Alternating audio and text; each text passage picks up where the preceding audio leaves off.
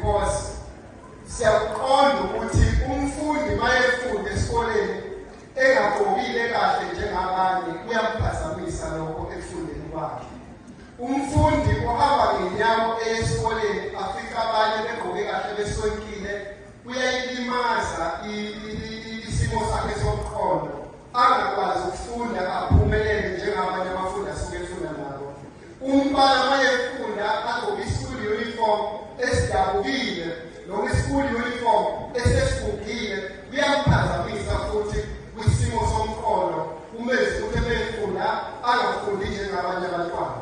So uSantaco lokho akwenzayo ukhombisa ukuthi banobuntu, ukhombisa ukuthi bangabazali, ukhombisa ukuthi bangamalungu omphakathi anakekelayo, ngoba siyaqonda ukuthi zingabaningi kakhulu ingane esikoleni, kodwa kulezo ngane ezisesikoleni kukhona abazali abangathathi ndawo, kukhona abazali aba-afodayo, bese kuthi laba abazali abanga-afodi kuyakwenza futhi kwesinye isikhathi ingane igcine isidikibala ingasenalo umkhuthalo lokuthi iqhubeke esikoleni, ngoba isibibona ukuthi esikoleni uma ifika ayibi sesimeni esifana nesabanye.